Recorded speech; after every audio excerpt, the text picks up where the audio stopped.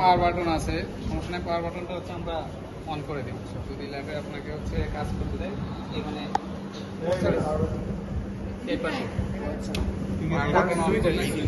On করার পরে হচ্ছে স্যাম্পলটা হচ্ছে যখন যে স্যাম্পল আপনাকে দেওয়া হবে ওই স্যাম্পলটা মাউন্টিং তো দেখছেন যে হচ্ছে হ্যাঁ স্লাইডের উপর রেখে একটু চাপ দিয়ে জাস্ট হচ্ছে লেবেলিং করা লাগবে। স্যাম্পল যদি লেবেলিং না থাকে তাহলে আর মাউন্টিং দরকার না, কিন্তু ম্যাক্সিমাম স্যাম্পলই লেবেলিং নাই। এরপরে যেটা করবেন হচ্ছে এখানে দুইটা নব আছে, বড় নবটা দিয়ে হচ্ছে এট ফার্স্ট হচ্ছে ফোকাসিং করবেন। ফোকাসিংটা কখন বুঝবেন, এখানে চোখ রেখে এটা আস্তে আস্তে সতর্কতার সহিত ঘোরাবেন যাতে হচ্ছে একদম হচ্ছে লেন্সে না লাগে। এখানে দেখেন কতটুকু গ্যাপ আছে, প্রায় হচ্ছে 10 মিলির কাছাকাছি আর কি গ্যাপ আছে।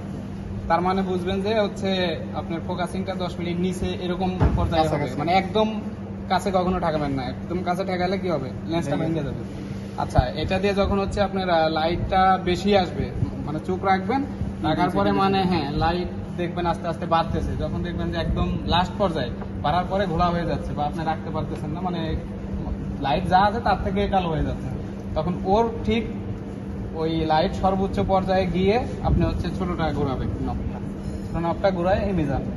তার মানে কি বড়টা দিয়ে আপনি ফোকাসিং করবেন আর ছোটটা দিয়ে হচ্ছে হ্যাঁ ইমেজটা আনবেন।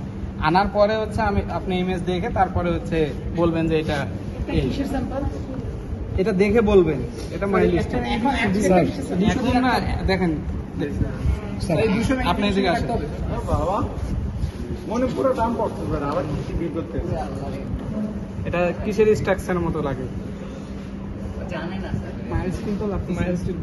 মাইলস্টিল কেমনে বুঝলেন? কত কত কার্বনের পরিমাণ এখানে কত আছে? আরে এখানে অনেক কার্বন 50%ই হবে, 25% এরকম 25 তার থেকে বেশি আছে, 30 উপরে আছে।